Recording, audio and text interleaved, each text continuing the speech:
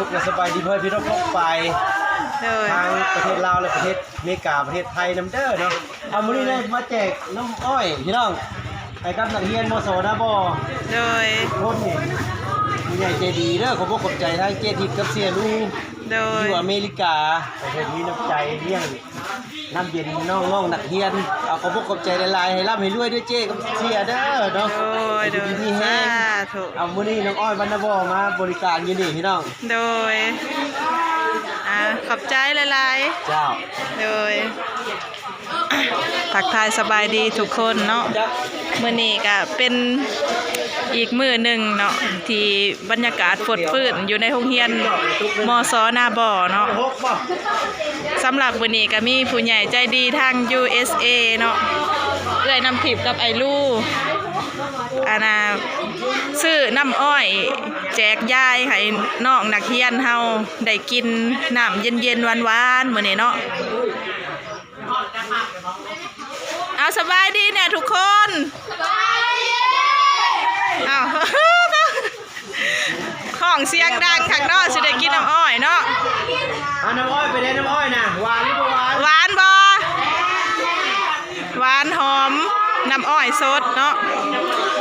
ปั้นแล้วก็มาเลยดิโดยมื้อนี้ก็เป็นมื้อวันเกิดของไอลูเนาะ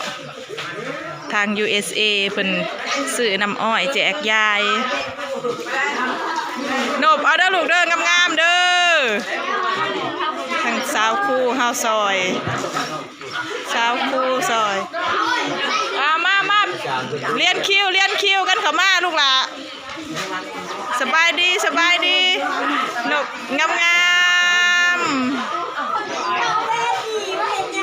เอาขอบใจไม่ทานเนี่ยบ่ทันได้หับกะขอบคุณเวลาด้วยค่ะถึงมาแจกน้ำอ้อยเอ้ยเจ้น้ำทิพย์กับไอ้ลูเอาน้ำทิพย์กับมันพอรู้นะคะที่มาแจกน้ำอ้อยอ้อยนิดหน่อยกินมันก็จะ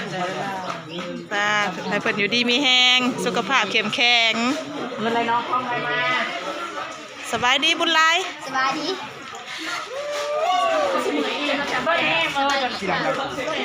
เอาน้องวิขอบใจแม่น้ำทิพย์เนี่ยลูก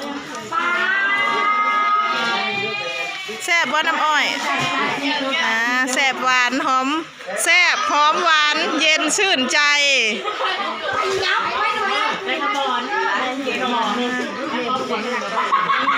คนน่ะ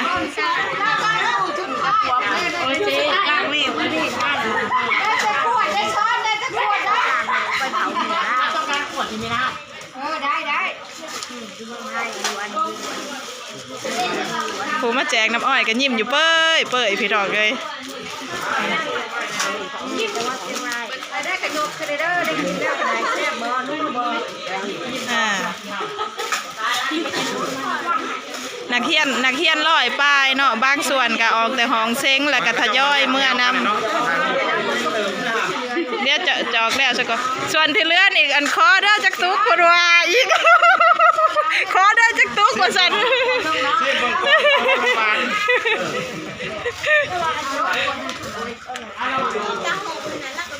คนได้บ่อิ่มเอาอีกเด้อ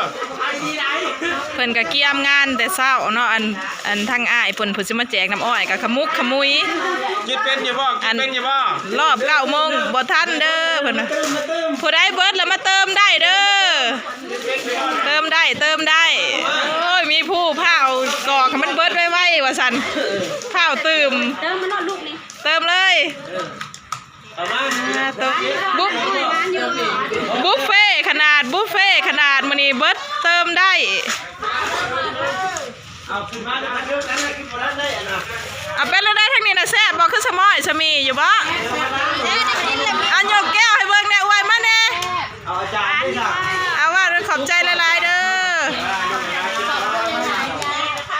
คนน่ะ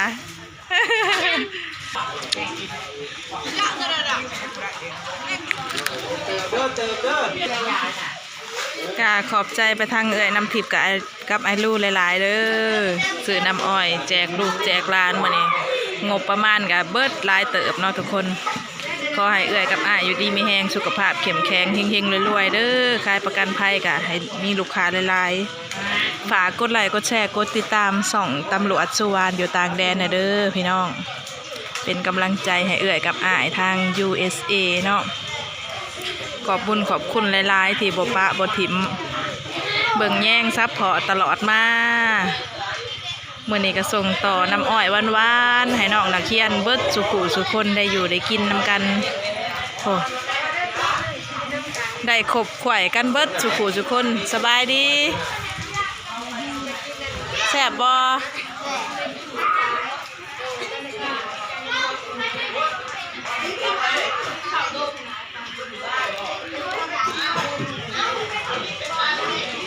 ปลูกเองปั่นเอง ไม่เป็นลูกเจ้าเบิ่งแม่แต่พ่อเฮาเบิ่งอยู่น่ะคือ หวานได้น้ำอ้อยเพิ่นน่ะปลูกเองปั่นเองเด้อผู้ใดอยากสนับสนุนอยากอุดหนุนติดต่อหาเพิ่นได้อันน่ะชื่อเฟซแล้วน่ะคนบรรณาพาม่วนได้เนาะคนบรรณาพาม่วนเด้อชื่อเฟซเพิ่นเดี๋ยวสิเอาลงในคลิปนี่ให้ผู้ใดสนใจอยากอุดหนุนติดต่อหาเพิ่นได้เนาะ คือให้ผ่าน ปลูกสวนบักใหญ่บ่อ้าย สองพันห้านี่นะ โอ้2ไหนาขอบใจแม่คอมหากะกับจากไปหลอกขายแมงซ่อนพี่น้องเอ้ยหลอกขายแมงซ่อนมาก็ได้หับข่าวดีจากเอื้อยกับอ้ายอีกแล้วเนาะเครื่องเอื้อยกับอ้ายซื้อมาให้มื้อนี้จักเพิ่นสิอันจำแนกให้ไผแหน่เนาะเพราะว่าอันเอื้อยแซดหาตอนที่แม่คอมมันออกไปหลอกขายแมงซ่อนหั่นยังบ่ฮู้จำนวนว่าอีหยังเท่าใดเนาะยังบ่ฮู้ว่ามีหยังแหน่ว่ามีอีหยังเท่าใดเนาะเพราะว่าแม่คอมก็บ่ได้ไปหับด้วยตัวเองแม่คอมบ่อันนั้นเนาะบ่ว่างมาแล้วกะพี่น้องเอ้ยปูปลาหน้าน้ำตอนมาน่ะยังเป็นเด้นี่ผัดมาผัดลูกชายไปเอาต่อมาจากป้าเนาะให้อันแม่นั่งมีบุญไปหลัดให้มาเพราะว่าป้าเป็นกับมาหยัดเขาตู้เย็นไว้เพื่อแม่มาละคำมาหลดอันน่ะเบิดปลากันเลยเบิ่งดูหูจังแหวนสะอาดพี่น้องเอ้ยอันมีปลาคอนี่1 ถุง2 ถุงเนาะปลาดุก2 ถุงปลาคอ2 ถุงแล้วก็มีสุปหน่อไม้นี่2 4 6 7 ถุงเอ้ยหัวหอย2 4 6 ถุงตะคอมไปเอามาหับมาต่อแล้วก็ไปหยัดใส่ตู้เย็นไว้มกจักมกยังเนาะยังบ่ทันได้เบิ่งอันนี้นะ1 2 3 4 5 6 7มกนี่ก็มี7 มก เดี๋ยวอันรอเอื้อยสั่งการมาเนาะจังคอยว่ากันพี่น้องเอ้ยว่าเอื้อยเพิ่นจะแบ่งปันให้ไผแหน่เนาะพิษที่แม่ค่อมมาค่ำเนาะคารอนมาแต่เว้นแล้วก็ไปหับด้วยตัวเองมานี่ก็เอื้อยเพิ่นก็คือสิจำแนกเป็นทีเรียบร้อยแหละอันนี้เพิ่นยังว่าแม่ค่อมเนาะแม่ค่อมไปหันไปนี่เพื่อโง่มารถขับมืดนะซื่อ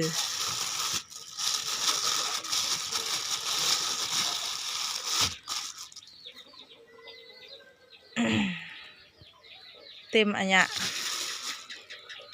เอารอรุ่นเนาะทุกคนว่าแม่นไผจะเป็นผู้โชคดีมีไผจะได้รับ